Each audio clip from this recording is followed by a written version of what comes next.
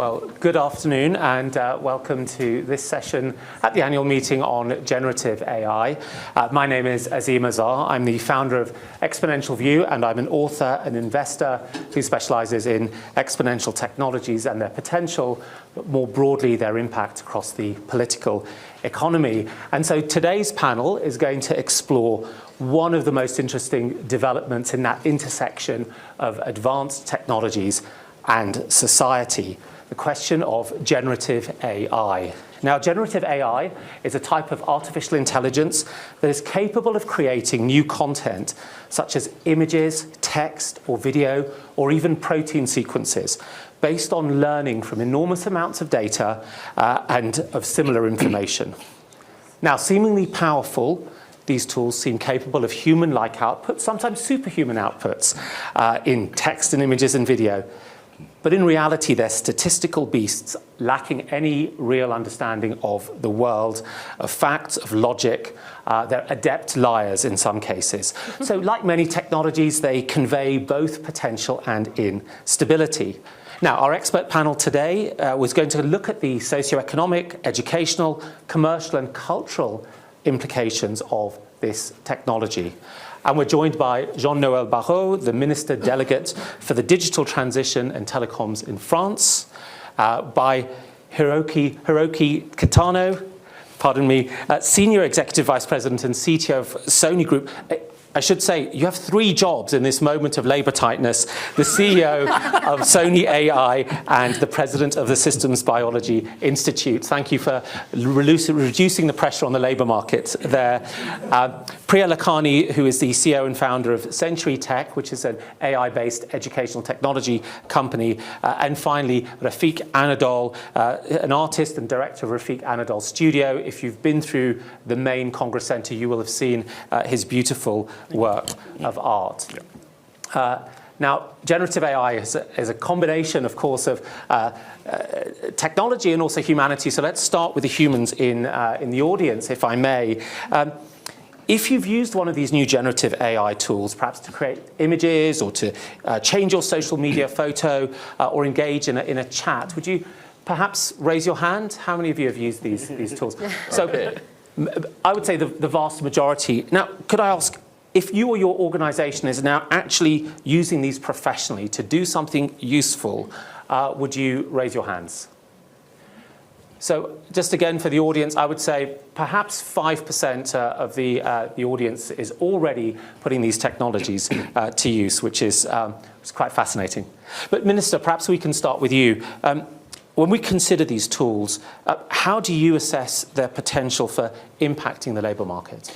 Well, I think the survey you've just run is very interesting, because if everyone or almost everyone in the room has tried those new tools, it means that everyone among us has the intuition that there is great promises associated with these technologies. But if very few of us in the room have actually implemented such solutions in their organizations, is because there are a number of limitations. And us as governments and regulators, we need to address some of these limitations. So among the promises, it's clear that even though AI is not new, that deep learning is not new, those large language models that now have the ability to learn based on huge samples and by resorting to huge amounts of computing capacity, can deliver stuff that are very impressive, and that might indeed become one of the key interface we have with machines in some sense. And that's perhaps the largest potential they have. And this is going to have important implications for work. I'm not among the pessimistic. I'm optimistic that if they take an important role in the labor market, then as any technology, this will allow us to shift our attention, our value added as humans, to other purposes. But that being said, even though there might be a huge amount of value created by these models for the labor market, it still needs to be demonstrated. And among the limitations, there are those that you highlighted. If you've tried the latest models, and I was last week at OpenAI chatting with the management team there. If you ask for very accurate responses, then you're going to have troubles. Yeah. And depending on the usage you have, you'll be surprised. If you're in a low faculty, you're worried. I mean, if you're a professor, I used to be a professor before I went into politics. Of course, when you look at those tools and that sort of were popularized in the recent weeks, you're worried. How am I going to design exams, right? So if you're in a low faculty, there is room for concern, because obviously if you ChatGPT, among other tools, will be able to deliver sort of exams that are relatively impressive. If you're in an economics faculty, then you're fine, because the ChatGPT will have a hard time finding or delivering something that is expected when you're in a graduate level economics faculty. So there is a lot of limitations as to what these models are able to do, and I think that people should be aware of that and look at what they can do and what they cannot do. And the reasoning part of it, the logics part of it, is not part of what they can do. But perhaps one of the other concerns from the government and the regulator point of view is the ethics of all this. The fact that since those models are learning from samples, that there may be biases in these samples. And that since those models have as one of their main benefits to be an interface between human and machines, that humans using those interfaces should understand or should have a basic knowledge of how these things work and what they're actually chatting with when we think about chat boxes. And this is the reason why we have in Europe undertaken a regulation or regulatory work on AI. We are currently negotiating the AI Act that has undertaken a risk-based approach by identifying a number of potential use cases, and sort of classifying those use cases into those with very high risks, where AI is going to be prohibited, and then use cases where risk is high or relatively high or moderate or low. And depending on the level of risk, then the accountability of those that develop these AI systems will be larger. We're currently negotiating this. It's tough because I think we're among the first in the world to address this issue, which is very new and which is very hard to address. And I think if we succeed, and I'm sure we will succeed, there will still be a number of questions, in particular ethical questions, that we need to address, so that the industry, as it grows, can build in ethics by design, rather than trying to solve the harm that it might at some point cause. So that's the path ahead for us regulators, finding the right way to stimulate innovation while protecting citizens around the world. That is always the regulators' calling and challenge. Thank you so much for that nuanced answer, and we'll get a chance to drill into some of those issues. If I can come to you, Hiroaki, as Sony, as a business, of course, has many assets that rely very heavily on computation and on content. What's the potential for generative AI there, and how have you been experimenting with it? Yeah, I think like a generative AI is, is a huge potential. I mean, this is not just something coming up like all of a sudden. We have like a long history of deep learning, convolution net, and also like a transformer model, now diffusion model. So this is like a continuous evolution of the AI capability in recent technology. And generative AI, particularly like we see like a mid-journey diffusion, stable diffusions. And now we had a ChatGPT, and has like a great opportunity to be able to demonstrate what AI can do today. At the same time, we see a lot of limitations. If you ask like a ChatGPT specific questions, sometimes like answers impressive, But if you go into the details, details like all the factual things may not be that accurate. It's like it would be if you go back to open a PC and then ask you about yourself, and then you see like, oops, I don't get this kind of thing. All kind of things going on there. But it's in infancy. So for the Sony is basically the creative entertainment company backed by the technology. So we are here for the creators. So we consider this is a great offer, the great opportunity for the creators of all kind. We deal with the artists, musicians, movie directors, game designers. And also, in a creator, we mean the engineers and scientists, entrepreneurs, because they create a feature. So, we are the company to provide the technology and work with them to create new art form, new entertainment, and future opportunities. And this series of AI technology, it's emerging, provides like a huge opportunity. At the same time, as the minister mentions, we have to be very careful about the ethical aspect as well. How this can be used properly. At the same time, where the data come from. Is data ethically, justifiable, transparent, fair, and responsible? So in order to do this, to make sure that we are doing the right practice, Sony has the AI ethics lead, global lead for the AI ethics, who is Dr. Alice Chan, who used to be at the Partnership in AI. She joined Sony a couple of years ago, and she's taking care of the entire Sony Group AI ethics globally and make sure those ethical issues can be cleared. But not just like, it's not really the burden. We consider that is a competitiveness. Being the ethical, creating ethical AI means quality. And it means that you can protect data providers, protect the users. So I think people are very impressed with the recent series of generative AI applications. Wow, this is not possible with AI. At the same time, I think this will continue to grow to be very practical. At the same time, we want to make sure those systems, working systems that we're going to build inside Sony as well, is in a legitimate basis. And that's critically important to be accepted by the industry. It's not just a demonstration, but going to the industry requires different responsibility. That means like ethical AI, responsible AI aspects is critical importance. Right.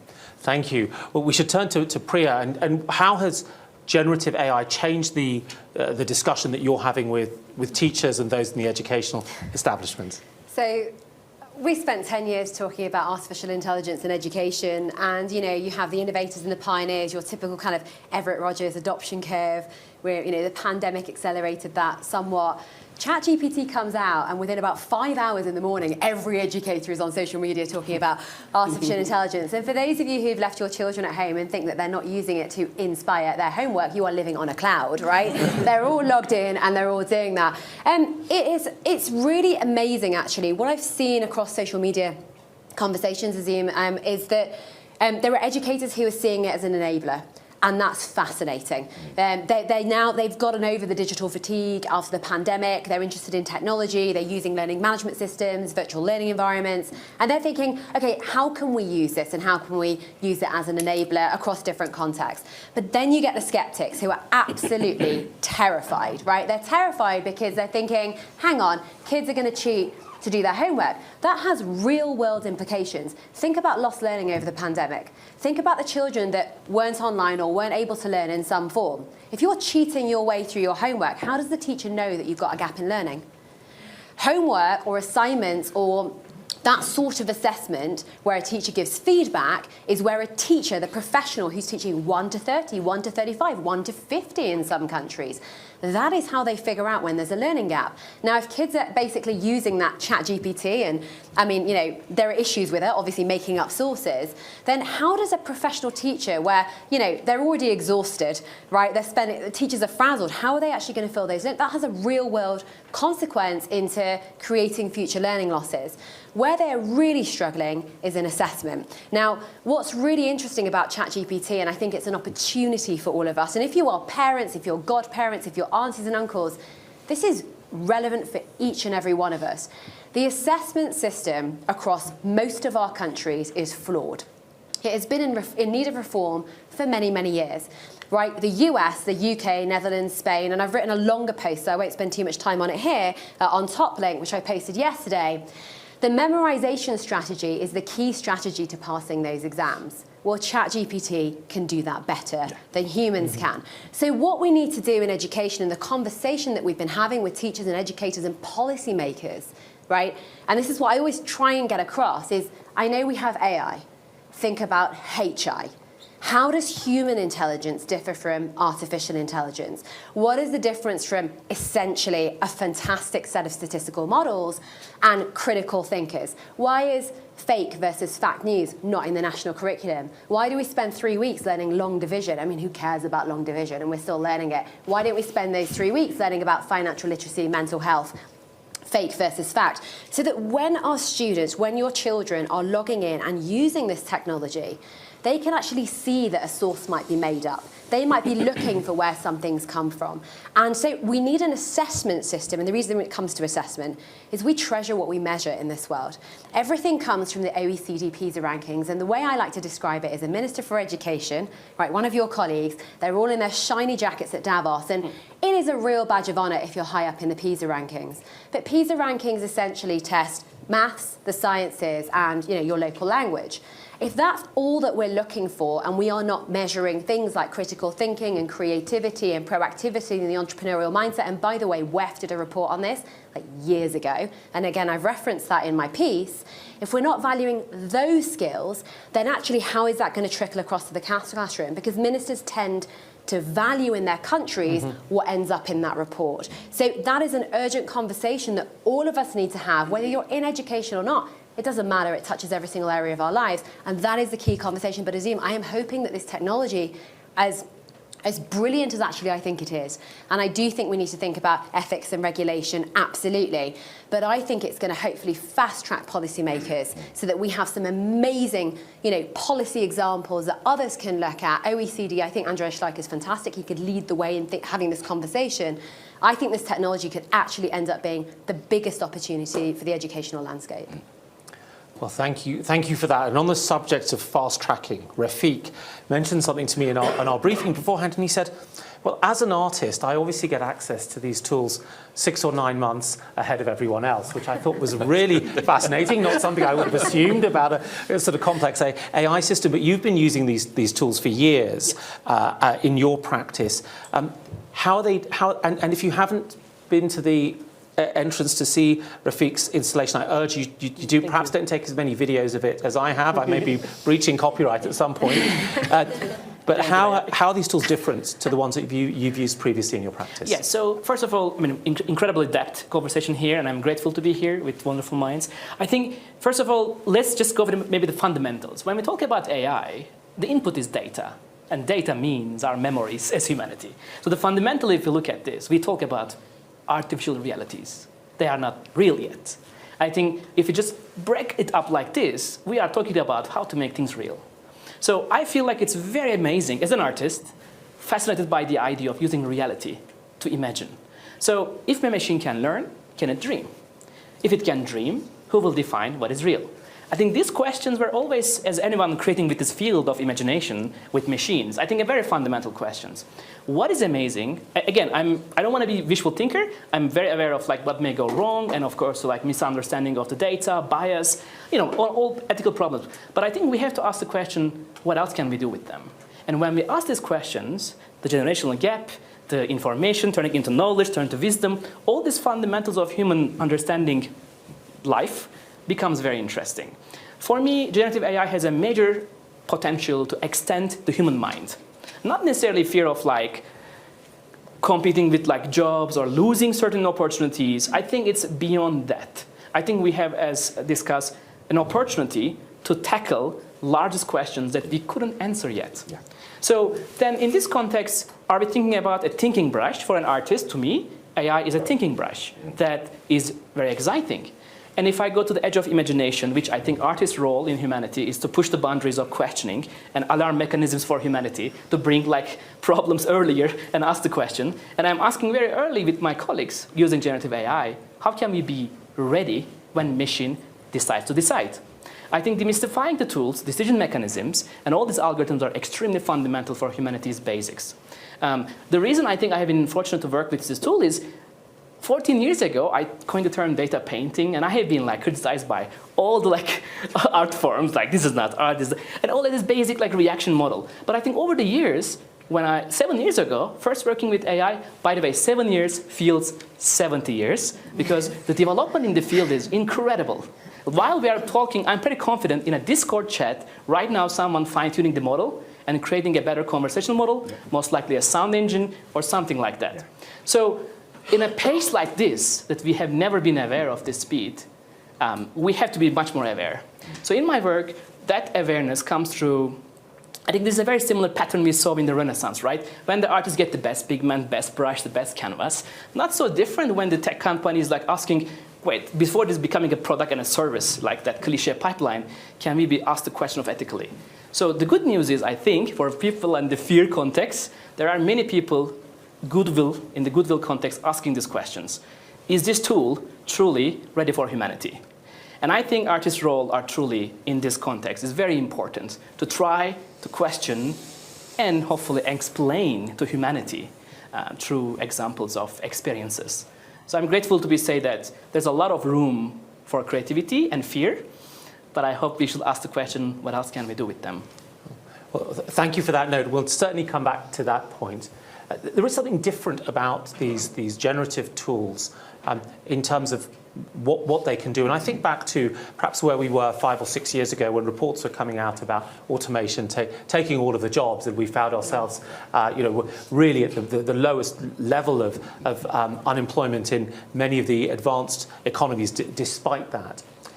Yet, when you look at some of the outputs, perhaps, of images, there's a sense, perhaps, that the person who produces stock photography for PowerPoints, many of which we've had to suffer through, is going to struggle. So just thinking about the short to medium term, what do you think the impact of generative AI on the job market will be? And I'll just ask you to all give me a ranking from 1 to 10, where 10 you think it'll be really severe in a negative way, and 1 you think it'll actually be a very positive impact on that market. And perhaps if we start from Minister and go through just sort of level of 1 to 10, where would you put it? So I think I would rank it below 5, meaning not a disastrous effect. The reason is that these images that are created through these models are based on data that was created up front. So if these models if the future of this model is to become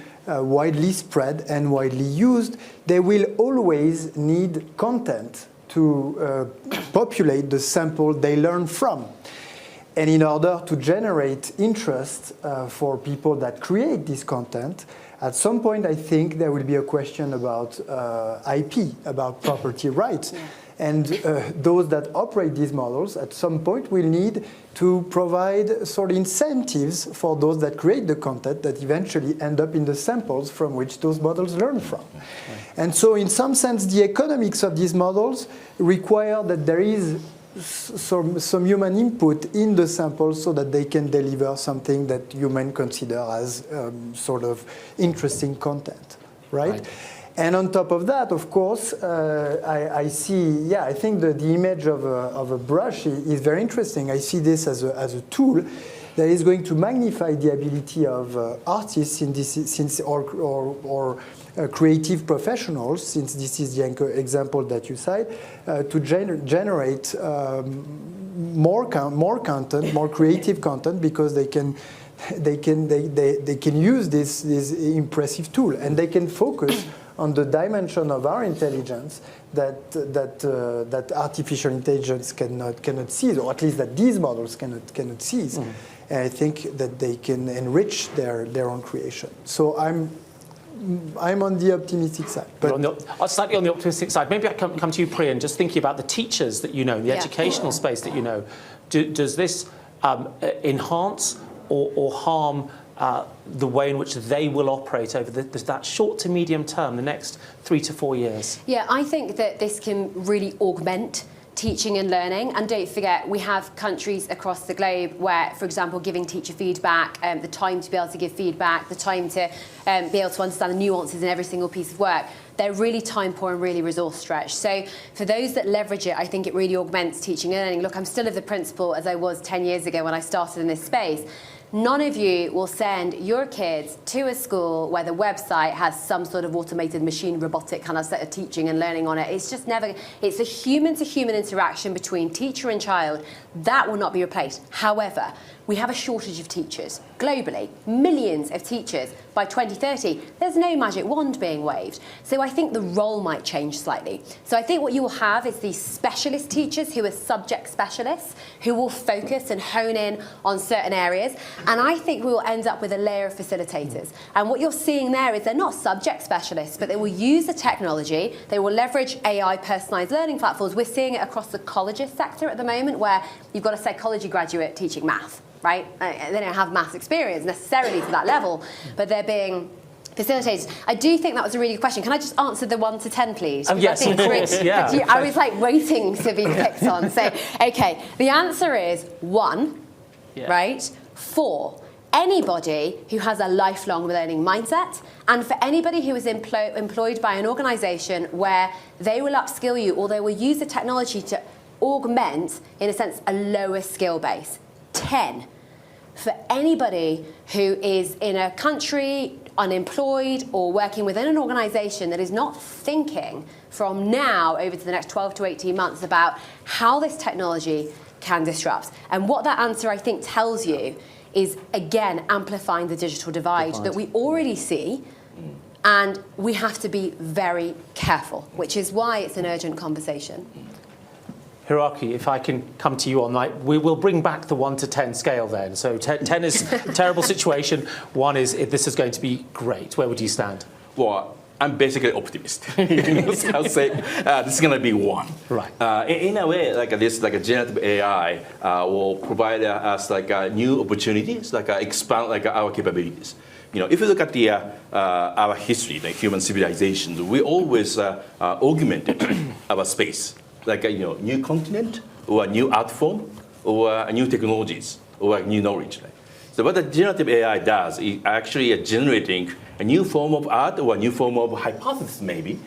So in a way, when humans try to discover something, sometimes I'm a scientist, so like I take example scientific discovery, come up with that, okay, this could be probably a new discovery, get the hypothesis, experiment and verify that. Mm-hmm. But as a scientist, without AI support, it has been, what has been doing in the past is, I think this is the most plausible hypothesis. Probably this is the second best, third best. But we don't know there may be other hypothesis which is even better. So we are not really checking up like all the possible hypotheses given the existing data. And then you have to be lucky to be able to get the hypothesis, you generate the hypothesis by yourself, which is reasonably correct, and you can verify that.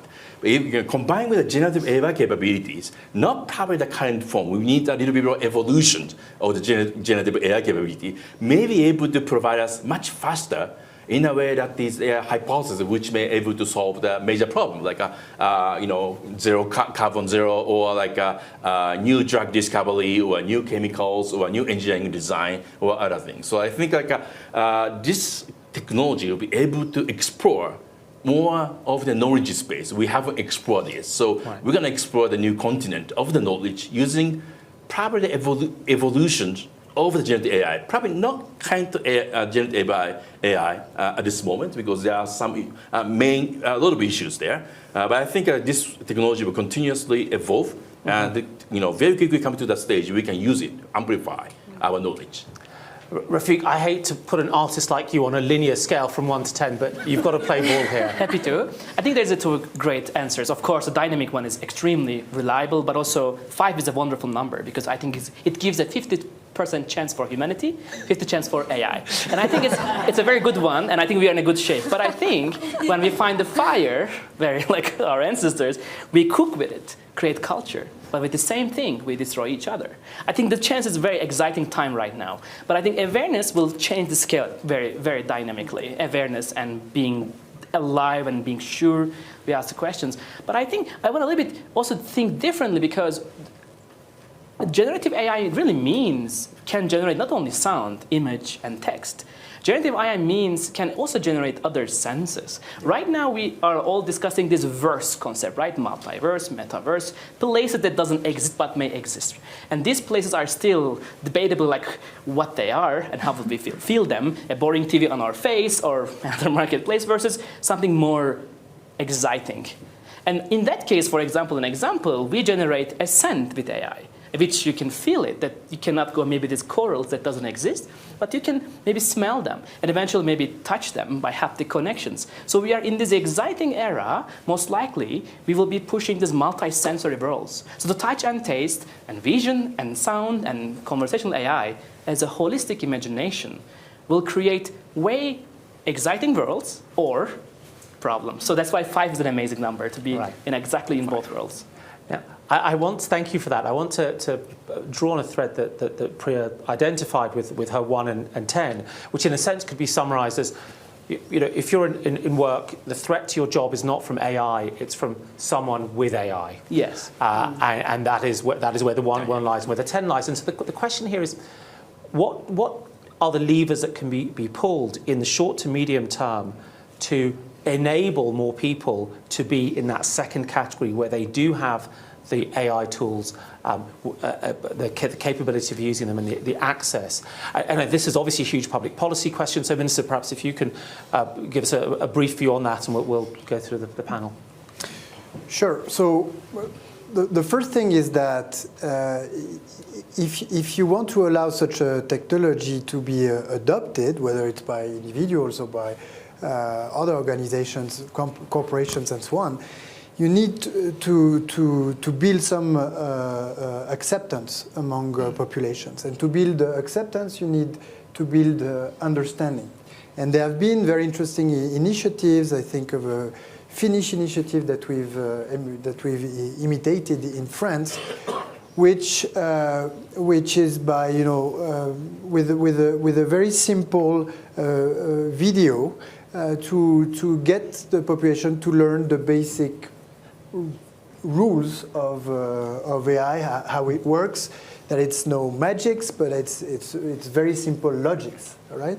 And by building understanding, you can then hope to build acceptance. But then, of course, I think it's very important that throughout the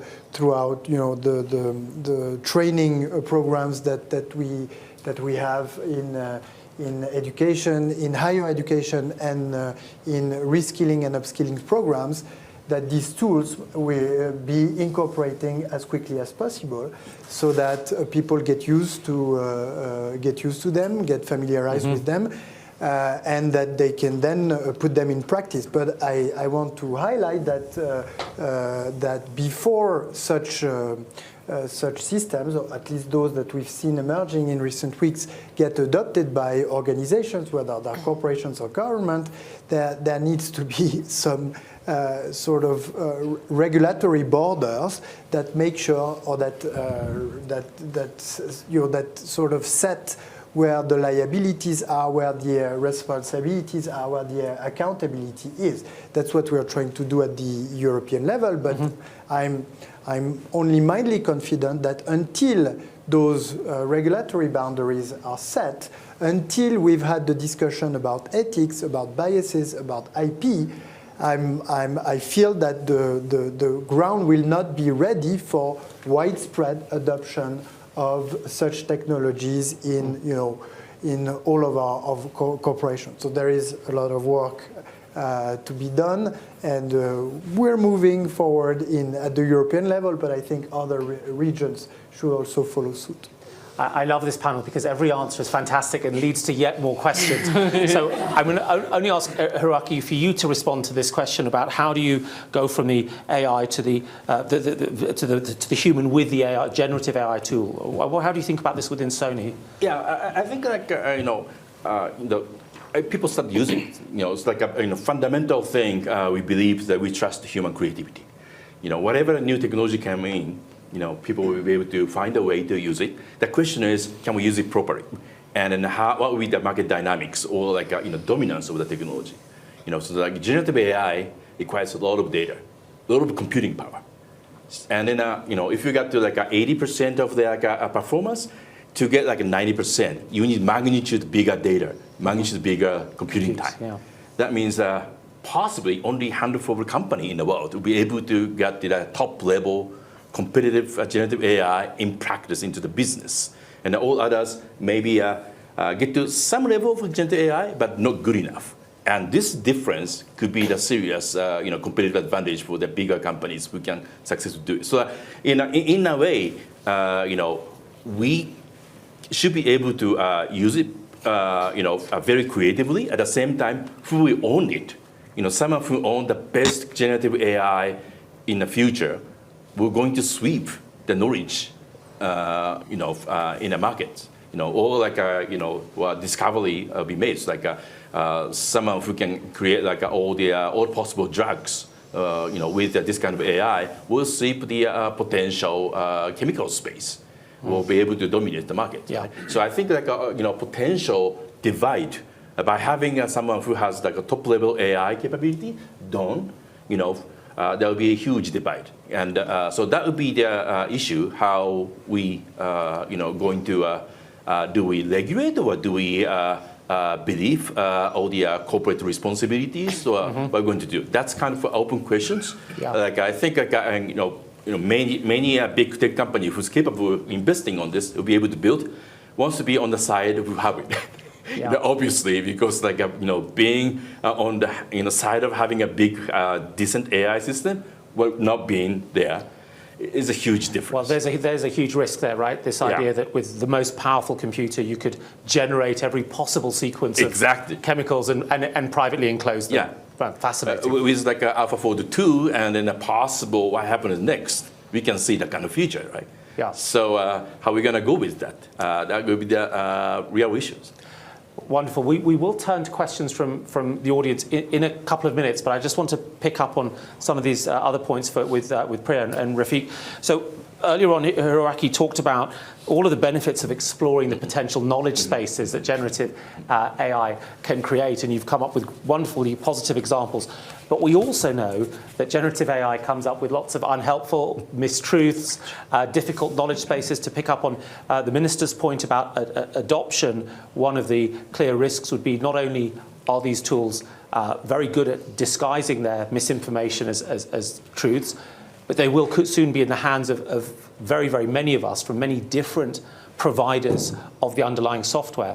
So how should we think about what a sort of appropriate response to that sort of tissue of lies that might flood us be? What could that look like, Priya?